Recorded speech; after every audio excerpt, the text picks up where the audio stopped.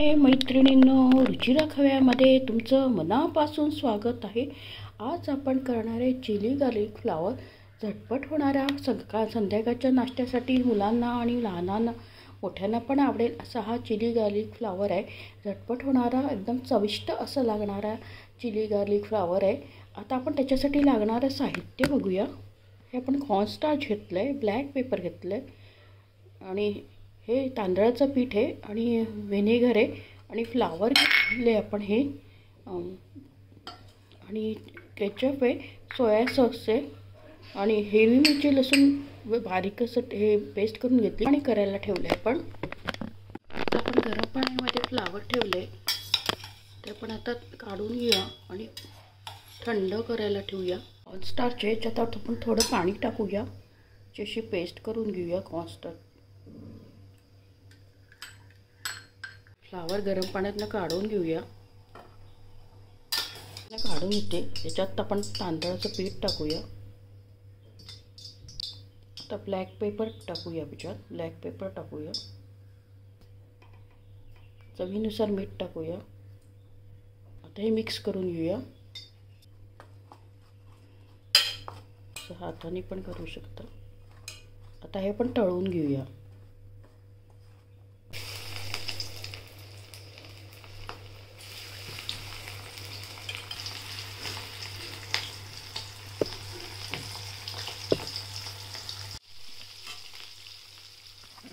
छान आपला सोनेरी रंग असतो पण आपण छान तळून घेऊ.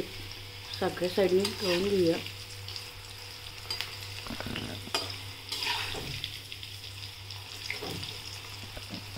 आपला सोनेरी रंग आला आहे बघा.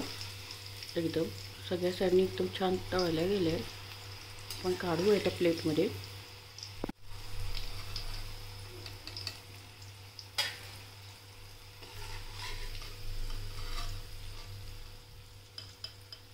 आपण तेल तापून घेतले. त्याच्यात आपण आता हिरवी मिरची आणि लसूण बारीक सरसर हे करून ठेचून घेतले. आता ते परतून घेऊया. आपण केचप टाकूया.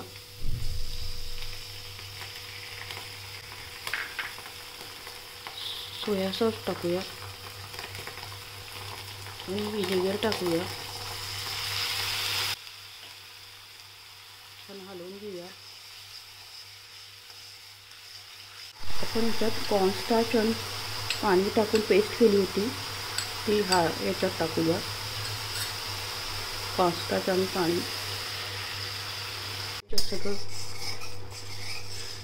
केचप, सोया सॉस, व्हिनेगर आणि आलं लसणाची पेस्ट असं सगळं टाकून त्याच्यात आपण हे शिजू देऊ. जरा तेल सुटेस्तोपर्यंत आपण शिजू देऊ. त्याला सगळं टाकल्यामुळे घट्ट पण आलं आहे बघा. आता आपण त्याच्यात आपण फ्लावर टाकूया. आता हे फ्लावर टाकूया याच्यात.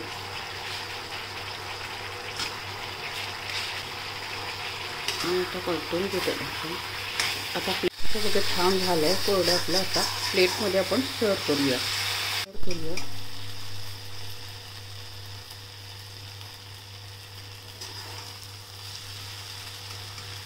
आता आपले रेडी आहे बघा चिली गार्लिक फ्लावर. एकदम छान चविष्ट असे होतात. संध्याकाळच्या भुकेच्या वेळेस करण्यासाठी एकदम मस्त चिली गार्लिक फ्लावर आहे आणि तुमच्या घरात लहानांपासून मोठ्यांना आवडेल असा हा पदार्थ आहे.